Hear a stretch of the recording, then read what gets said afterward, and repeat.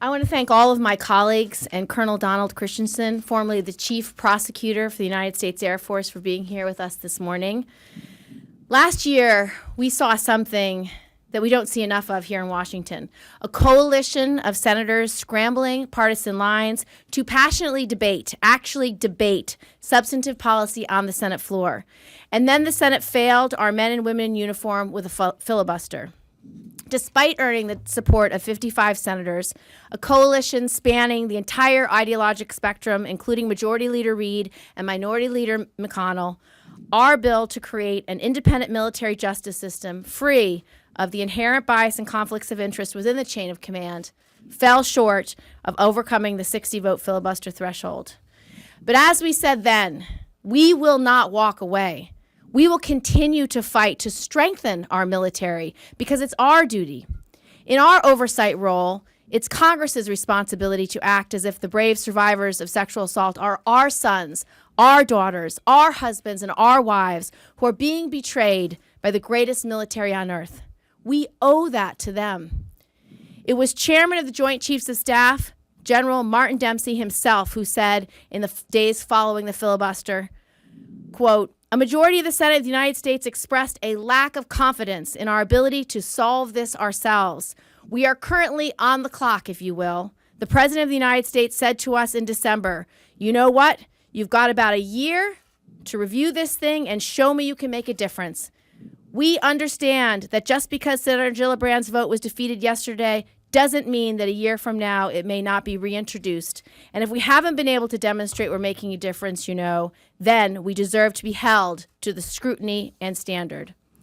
We are here to say the military has not been able to demonstrate that they've made a difference. And they need to be held to the scrutiny and that standard this year. Because throughout the last year, we have continued to see the evidence of how much farther we have to go to solve the problem of sexual assault in the military. We saw Brigadier General Jeffrey Sinclair, one of the highest-ranking officers ever charged with sexual assault, walk away with a slap on the wrist, reportedly over fears that the commanding officer had rejected a plea deal on lesser charges for political reasons, despite concerns over the evidence. That case brings up the important issue of, quote, undue command influence, another reason why an independent justice system is needed. We should all be able to agree our brave men and women in uniform deserve blind justice. The scales should not be tipped in either direction in favor of the victim or the accused. Why should our service members enjoy a lesser standard of justice and fairness than you and I, whose freedoms they risk everything to protect? According to the New York Times this weekend, an attendee of a sexual assault prevention seminar was asked if things were improving. She said, quote, "We all laughed. Sinclair was happening then. He proved that it was a joke."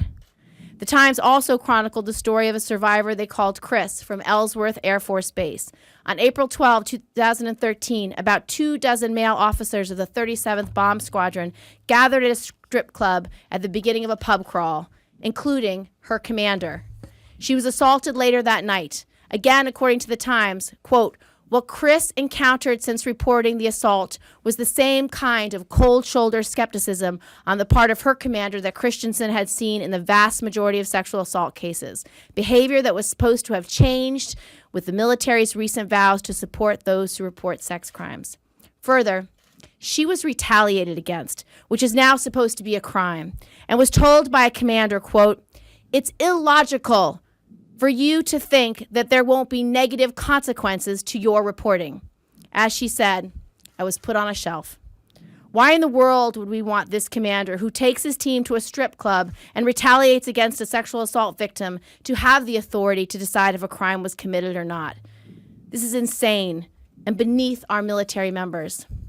I could read more troubling cases, but perhaps the most eye-opening, showing the ongoing lack of accountability, was revealed in the testimony by a witness in a court-martials on September 24th, 2014, 2 months ago. In this case, former Fort Leonard Wood drill sergeant Angel Sanchez was found guilty on multiple counts of sexually assaulting female trainees.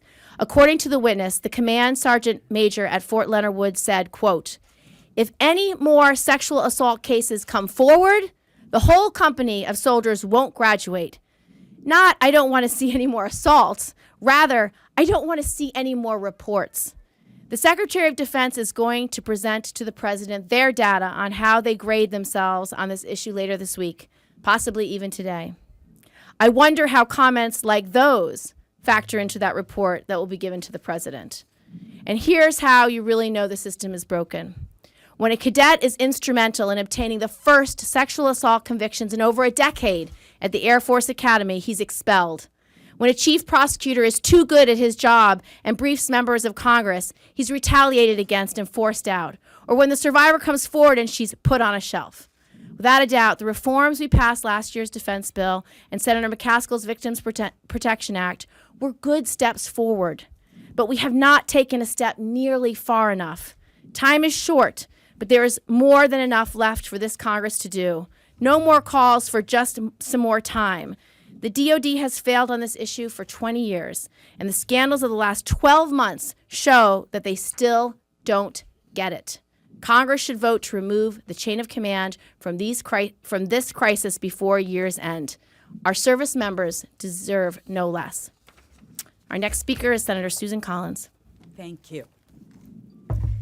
First, let me begin by praising the courage of the survivors of military sexual assault, both women and men, for coming forward and putting a spotlight on this issue.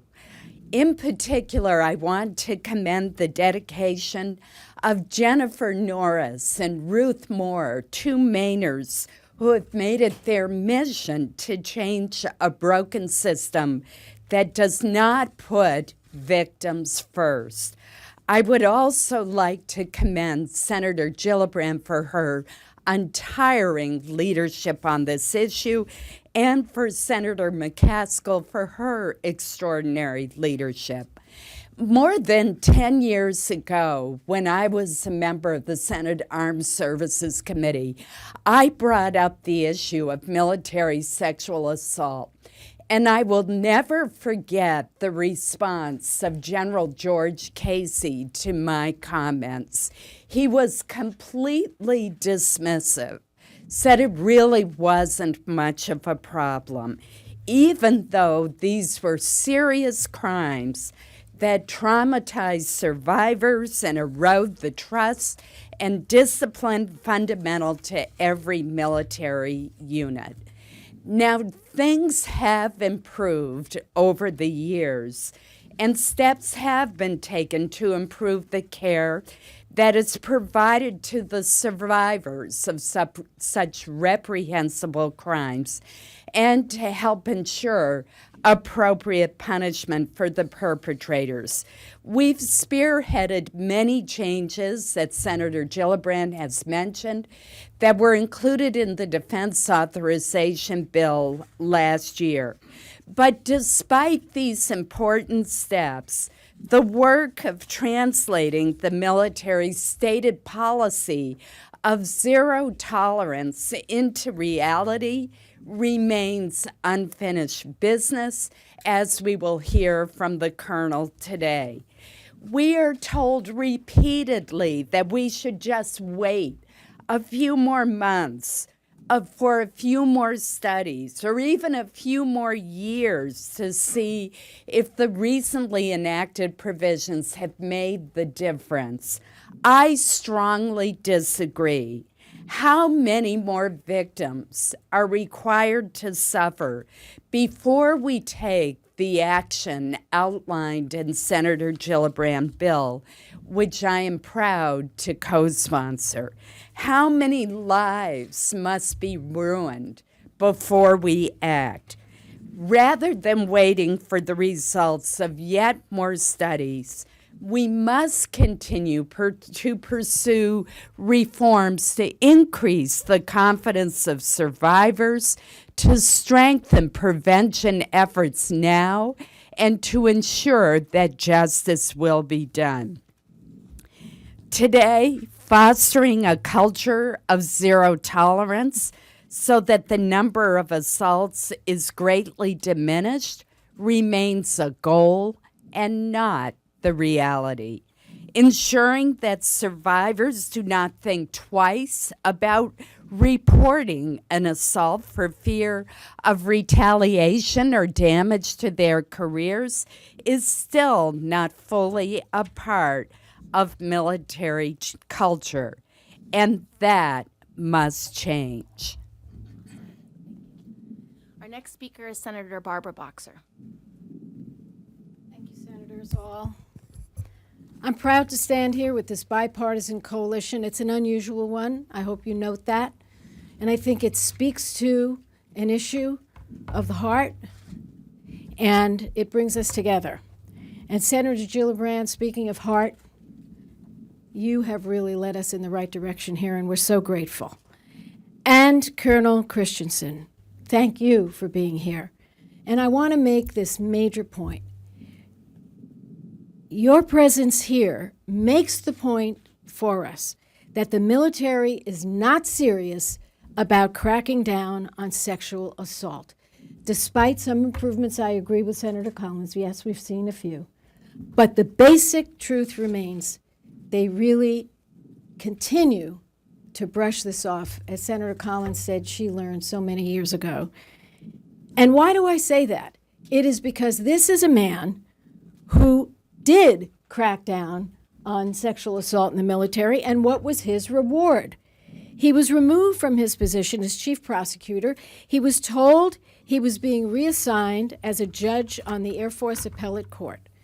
Col Christensen made the very difficult decision to retire because of his frustrations. If the military was serious about combating sexual assault, they would have lauded this man, not kicked him to the curb or upstairs. This illustrates why we must pass the Military Justice Improvement Act, which will take the decision of whether to prosecute a case outside the chain of command and give it to professional trained military prosecutors who are outside the chain of command. The bill was filibustered on the Senate floor in March, even though we had a strong majority, 55 senators supporting these reforms. To me, that was a tragedy because I've been here a long time. I was in the House for 10 years, more than 20 years here. There are moments in time that are ripe for change, and there it was, right there, within our grasp. And it didn't happen. And what's the result? We see people like this losing their job where they could really help. I'll close with this. Yes, there were some good, very good reforms passed in the defense bill. One of them I was involved with Senator Graham was changing Article 32 proceedings. And the military had until the end of this month to get this right. You know, I have to say, they haven't done it yet. They're going to do what they say. They are going to do what they say. And from what we know, they've issued the first draft of the regulations. The point is, if they really cared about it, why do they wait until the last second to put these reforms in place? All we said was, do these preliminary hearings the way they're done in civilian court. Don't ask these ridiculous questions to the victims. Don't harass the victims.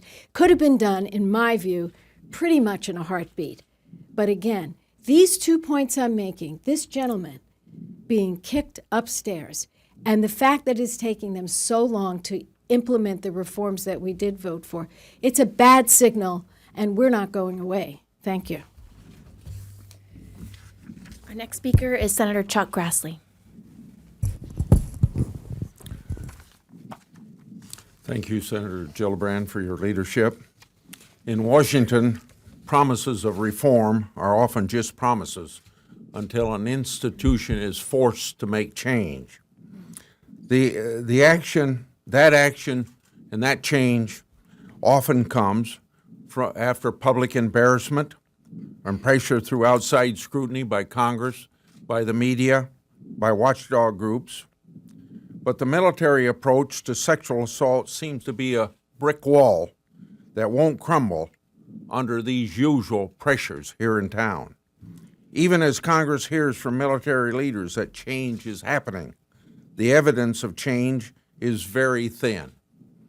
More accounts of sexual assault and retaliation are becoming public. More victims are willing to speak out on how the military justice system has failed them, personally and professionally. More than enough victims have come forward to prompt substantive change. The longer we wait, the more we will fail the men and women who choose to serve in our country's military. The Military Justice Improvement Act will bring the change that the public pressure will not and cannot. There's an old Washington expression that trying to turn around a bureaucracy is like trying to turn around an aircraft carrier. That takes time and effort. When it comes to military justice, we don't have the luxury of waiting for aircraft carriers to turn around. In closing, I'm attempting to determine what, if anything, the Defense Department Inspector General is doing to address and resolve the situation with Col Christensen. The concerns about retaliation are troubling, but we need people like him and others, and particularly the victims, who speak out instead of going along to get along, if we're going to turn around the entire culture and the entire system. Thank you.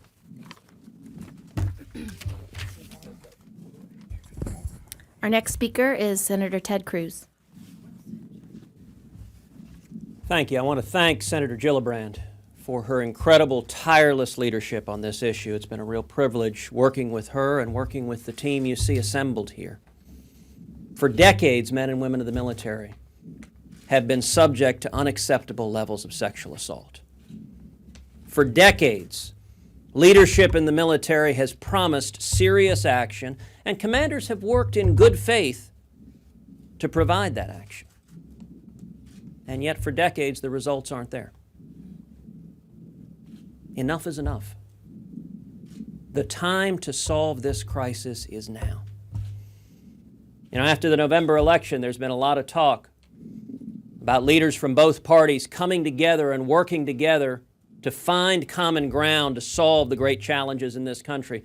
Well, I'll tell you, you will be hard-pressed to find a bipartisan group more diverse than the senators gathered here today. Across the political spectrum, across the ideological spectrum, we are unified. Number one, in the need to preserve good order and discipline in the military, to make sure that the military can defend our nation. But number two, to stand up and protect our young soldiers and sailors and airmen and Marines. For decades, the promise has been, this will be fixed tomorrow. You know, most of us here are parents. I'm the father of 2 little girls. And I try to think of this issue from the perspective of a dad. When my daughters become adults, if they choose to join the military, what is the legal regime I'd like to see to make sure that while they were serving their nation, while they were volunteering to put themselves in harm's way from hostile forces, that they wouldn't instead be the victim of sexual violence from a fellow soldier. What we're doing now isn't working. The data are compelling that far too many victims of sexual assault are unwilling to come forward and report the crime because they do not believe it will be prosecuted fairly. Our allies, nations like Canada, like the UK, like Israel, have implemented changes like this with no deterioration in good order and discipline.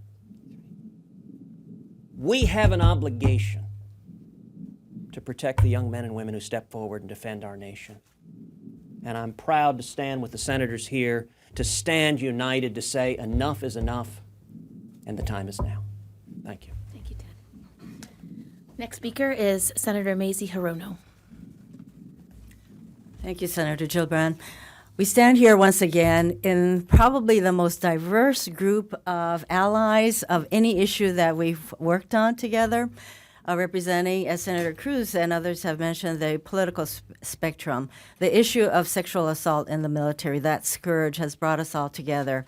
And we come here once again to point out that we still have time to pass the Military Justice Improvement Act. And over this last year, we've come together time and again, hearing from the survivors of sexual assault in the military, men and women alike. And they've shared with us their heartbreaking stories of how they could not come forward to report these assaults, or when they did come forward, they suffered basically another assault to their person and character.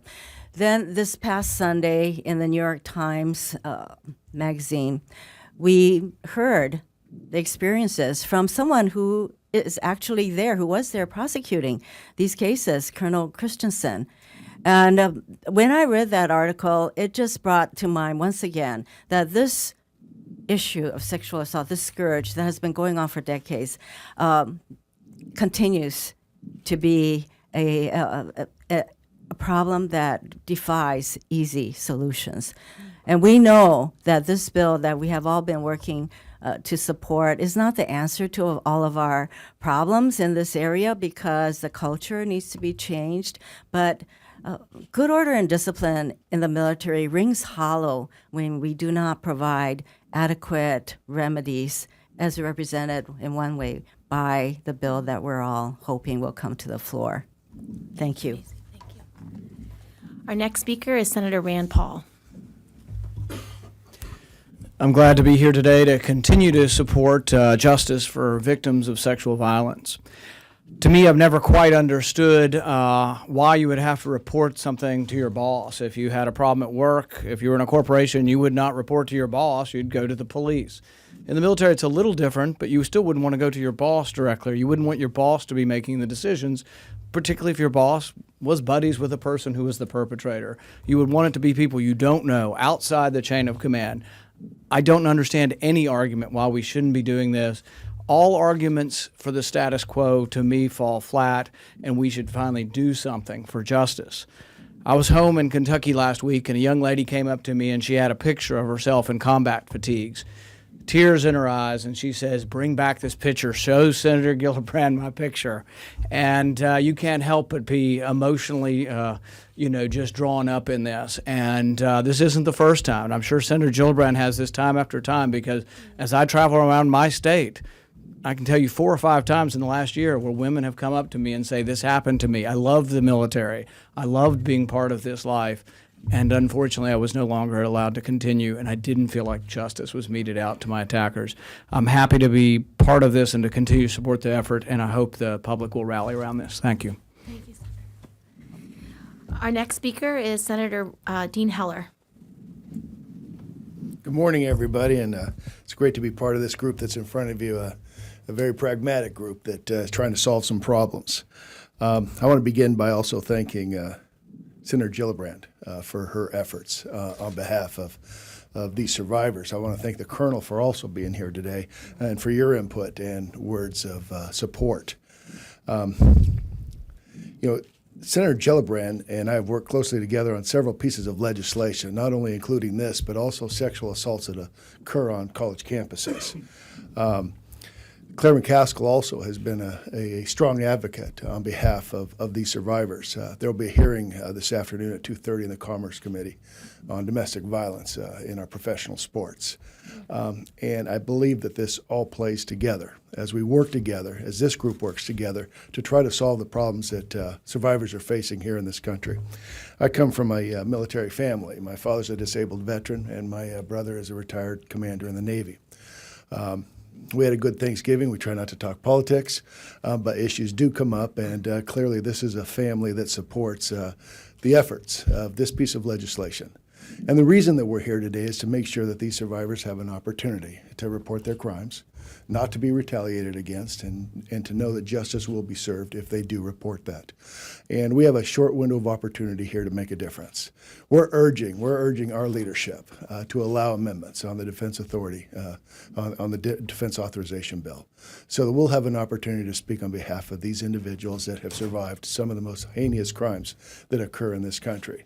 So we're going to continue to push. Again, thank you. Thanks to all that are here today. Colonel, thank you for being here also. And Senator Gillibrand, thank you very much for allowing me to participate. Now I'd like to introduce. Did Dick come back? No. Okay, now I'd like to introduce Colonel Col Christensen, retired former Chief Prosecutor from the U.S. Air Force and new President of Protect Our Defenders or Survivors Advocacy Group. Until last July, he served as the Chief Prosecutor for the Air Force. He served in that position for 4 years, both prosecuting and supervising 18 senior prosecutors tasked with trying the Air Force's most serious crimes across the world, including sexual assaults committed by members of the Air Force. He retired in September after 23 years as a JAG, having spent his entire career devoted to military justice.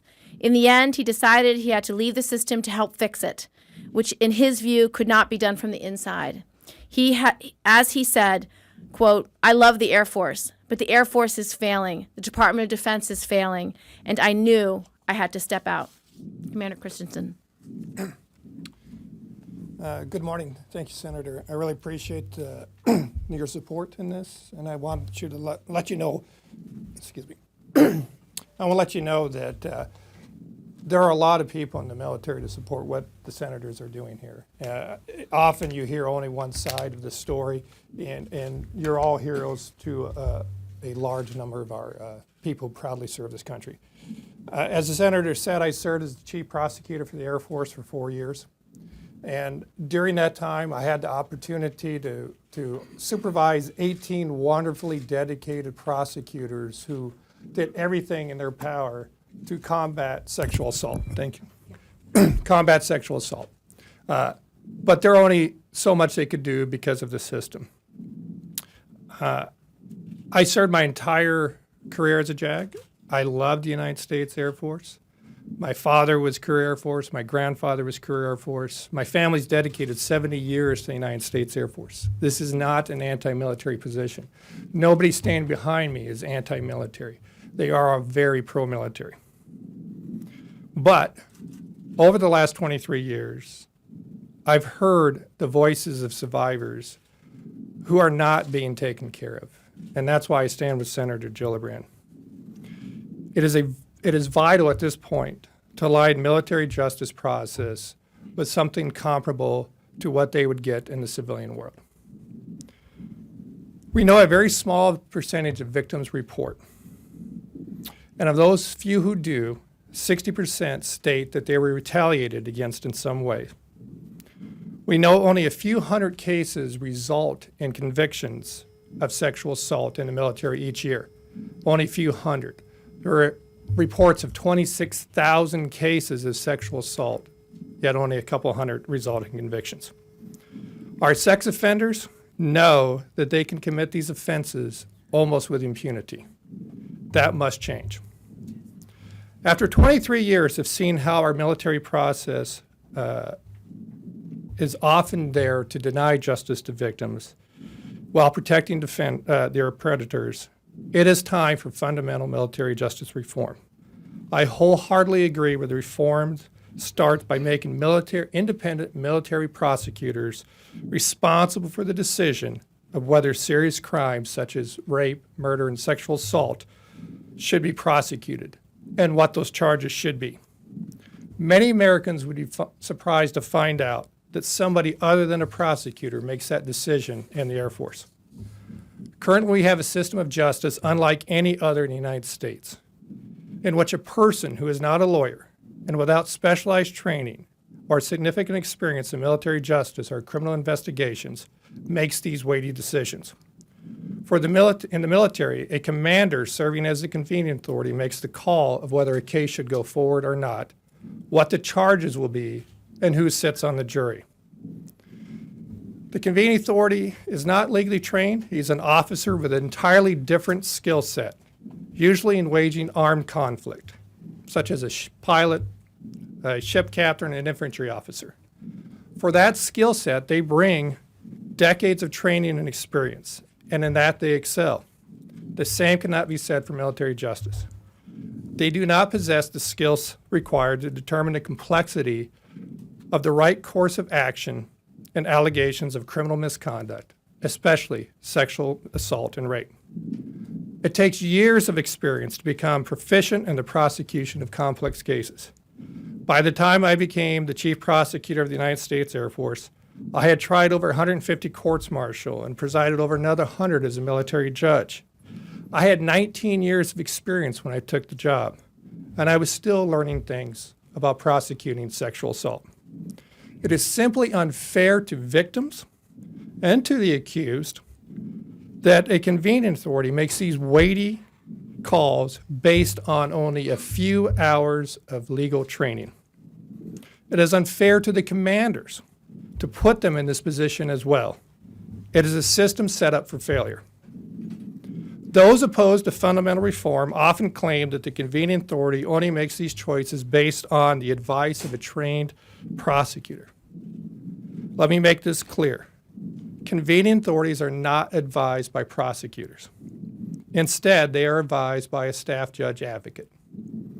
Staff judge advocates are not prosecutors, and in many cases have very limited military justice experience. That experience is many years in the past, and the more senior the convening authority, the more years in the past that experience is for their staff judge advocate. Staff judge advocates often come from a civil law background, environmental law, contracts law, maybe armed law of war background. But very rarely is the staff judge advocate someone who has significant prosecutorial experience. SJA's staff judge advocates are generalists who serve in a managerial role more akin to a corporate counsel. In other words, commanders who are legal neophytes themselves are often advised by someone with more experience in contract law, environmental law than they have in military justice.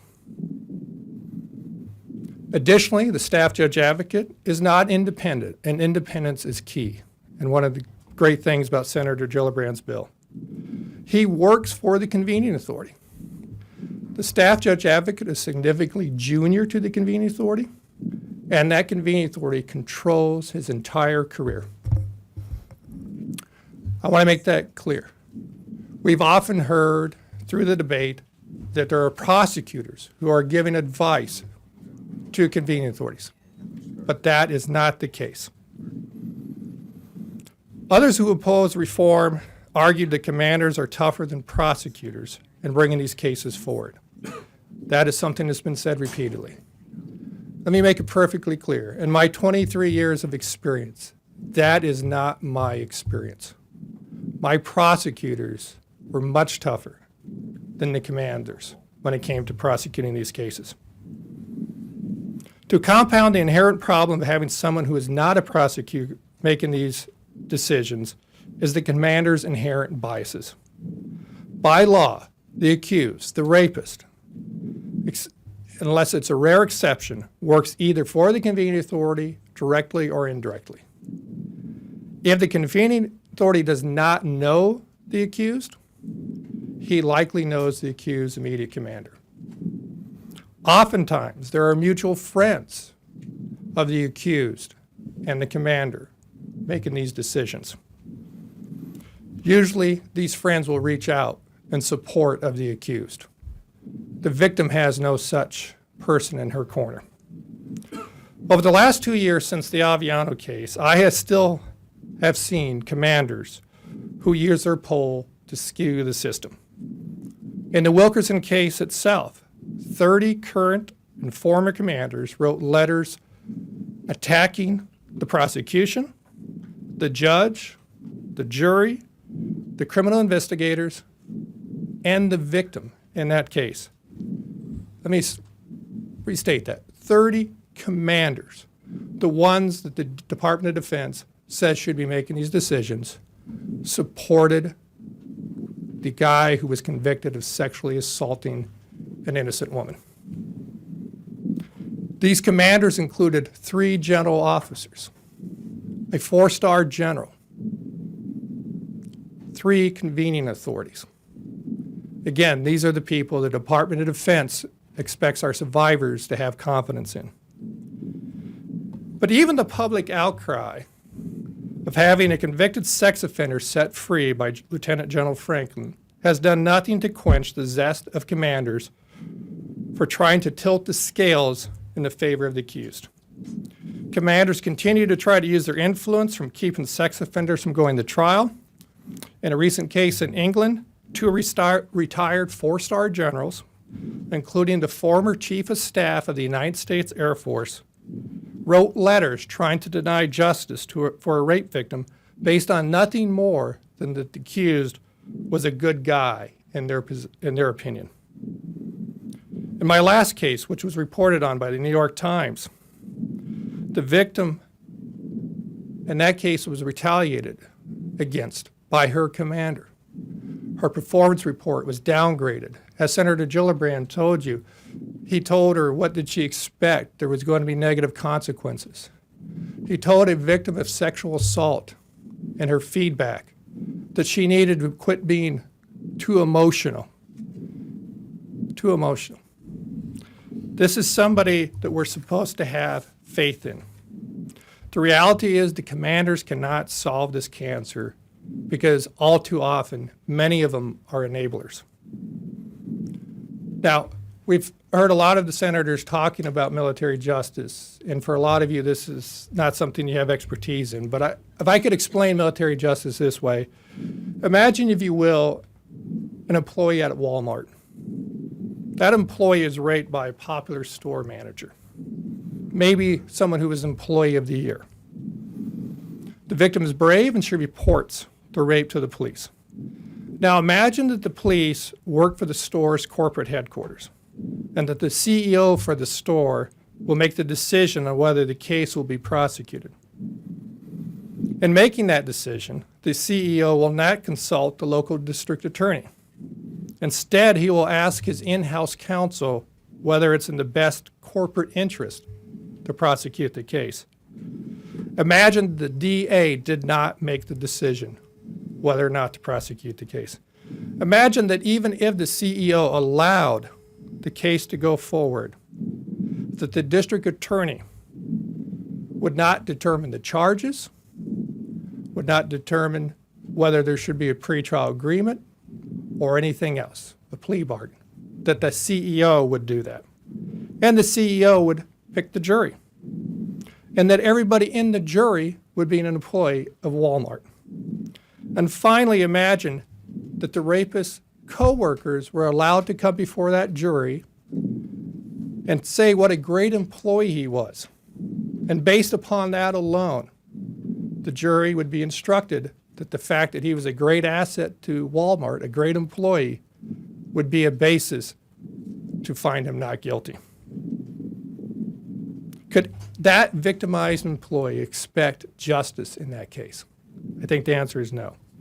Now, if you change Walmart to Air Force Base, CEO to convenient authority, and store manager to pilot, that is our military justice system. It's a miracle that the small percentage of victims who do come forward actually do. As a military prosecutor, I have personally seen the abuse and injustice victims of sexual assault face in the military. If you really knew what victims went through when they walk into a military courtroom, walk by their coworkers, their bosses, their commanders, their first sergeants, their leaders, all sitting behind her rapist, you would understand why we need to do things differently in the military. At first, as the Chief Prosecutor of the Air Force, I truly believed I could help fix this broken system within. This changed as I watched commanders persecute victims while failing to prosecute predators. I realized in order to see substantial change, I would need to leave the Air Force. I would need to leave the military that has been part of my family for the last 150 years. The ineffective, broken system of justice undermines the military I love. For the past 2 decades, leaders have spoken of zero tolerance. Yet year after year, decade after decade, the scale of justice continues to lead in favor of the accused. The rapist's boss should not be the one to determine the fate of a victim's case. It's easy to say we have zero tolerance for sexual assault in the military, but that talk is cheap. The reality is every time we say zero tolerance, we have a victim who's told not to report the attack. Every time we say zero tolerance, we have a commander supporting those accused of committing rape or sexual assault. This crisis, and this has been acknowledged by the most senior leaders of the Department of Defense, as ripping the fabric of the force apart. It undermines unit cohesion and good order and discipline. It is time for the President and Congress, our civilian leadership, to exercise their authority and mandate an impartial, professional, independent military justice system. This is a force protection issue.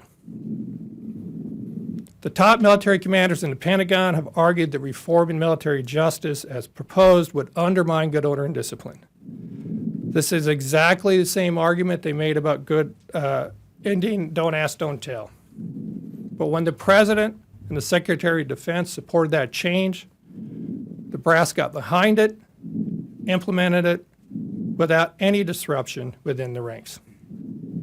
We need a professional justice system. Our victims deserve better. Someone who has been accused of crime deserves better, and the American people deserve better. I'm going to say a few words and then turn it back to Senator Gillibrand after she returns from voting and to questions that you may have for us or for Colonel Christensen. Let me first thank you, Colonel Christensen, for your courage and your service to our nation, your family's service to our nation over many, many years, indeed generations, and your courage to come forward and to be here today. To my colleagues who are here as well, truly a bipartisan group, and most especially to Senator Gillibrand. I'm not going to speak for very long because you've heard from all of us, but most powerfully from Colonel Christensen. To read his story, as I did in the New York Times, is a powerful, gripping, riveting reminder that the present system is failing to work. More than just a work in progress, it is failing to encourage survivors to come forward. Only a small percentage do. In fact, the number that are coming forward on an unrestricted basis may actually be declining. That may be the most powerful news to emerge from the Pentagon's report in just a few days. But we know irrefutably that this problem is staggeringly prevalent and rampant, and that retaliation is rife. And I would just emphasize this point. The story you've heard today is not only about the victims and survivors, it's really as much as anything about retaliation. That may be the most troubling revelation in Colonel Christensen's story, because if there's retaliation against someone of his rank and reputation, it will stop nowhere. And so thank you, Colonel Christensen, for being here today. You're right, talk is cheap. An impartial, independent, professional advocate and prosecutor is necessary. That's our goal. We want action to accomplish it. Thank you. Any on-topic questions? Colonel, you can come back. What do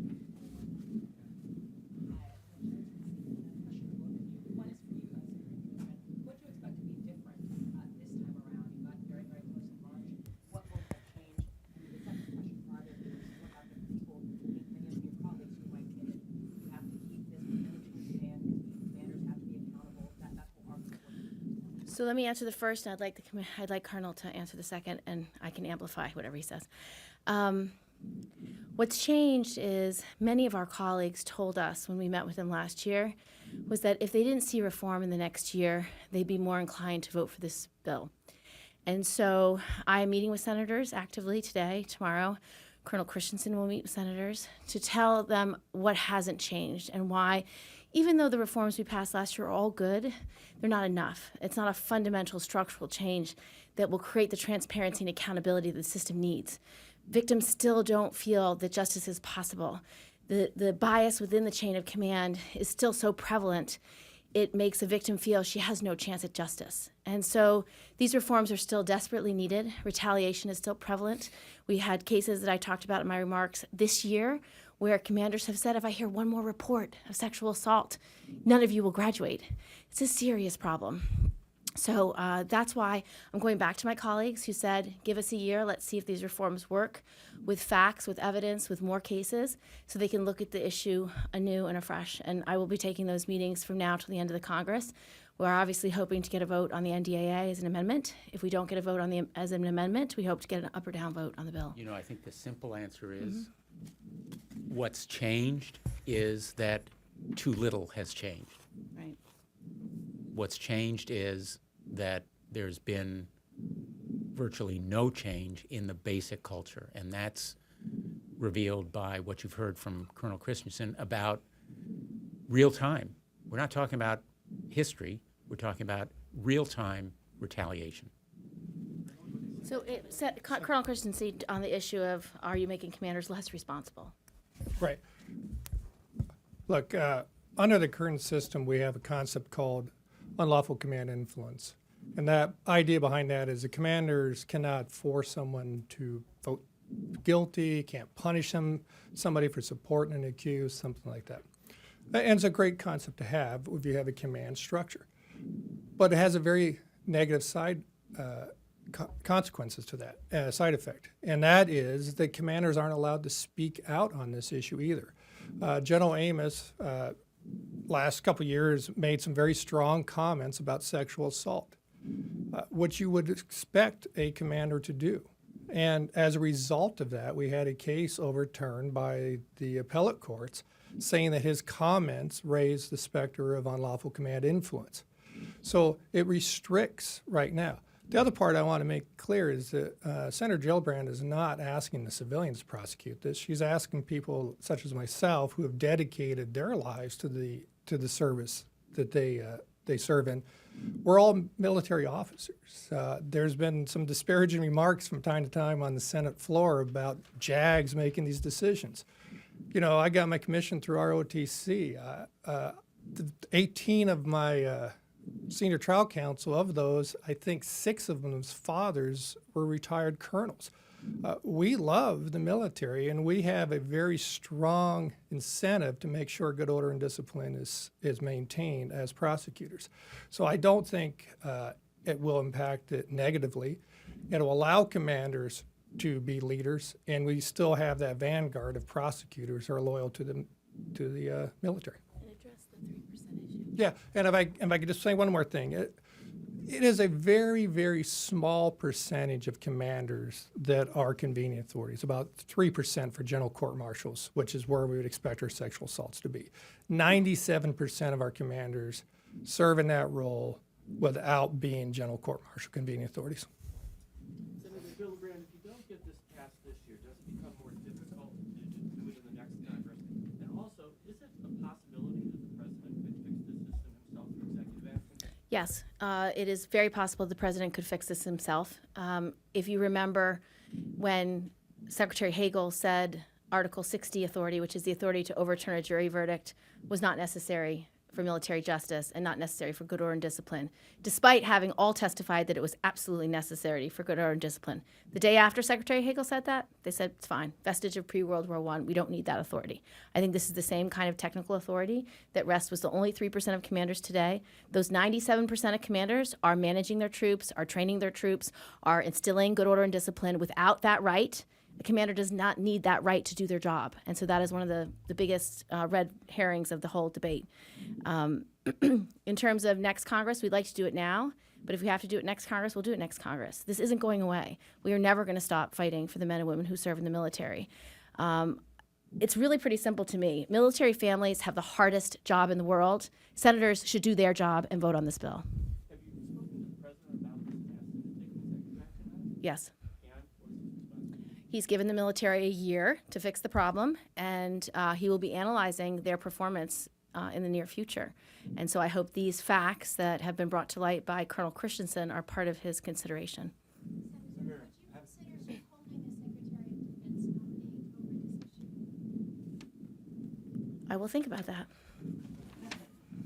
Senator, have you seen the military's new sexual assault data? And can you tell us anything about this or show? Well, the one piece of data that we have seen from the year is that this year there was over 5,000 cases of sexual assault reported, which is an increase in cases from the 3,300 number of cases reported. What we didn't know is the baseline, meaning out of how many.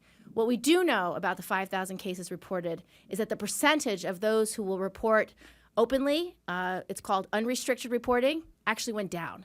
So when the Department of Defense says, oh, look, there's 5,000 cases reported, people are confident in the system. Well, actually, they're not. The percentage of people who are willing to put their name on the report and do so openly, which is the unrestricted report, actually went down. So yes, more restricted reports are coming in, which is a good thing, because then they can get access to health services, mental health services support, which is all part of the reforms we put in place, which is very helpful. But having confidence in the system, that statistic does not come from those numbers. Yeah. Bill Rick, what kind of information leadership are you getting regarding amendments to the NDAA, and if that fails, when do you plan? Well, as you know, we had the support of Majority Leader Reid and Minority Leader McConnell in the last go-around during the votes. So they support this reform. And we are hopeful that we will get a chance to vote as an amendment to the NDAA. But as I said, if that's not feasible for whatever reason, we would like an up or down vote, which if you remember, that's how we passed the repeal of Don't Ask, Don't Tell. It was an up or down vote outside the NDAA.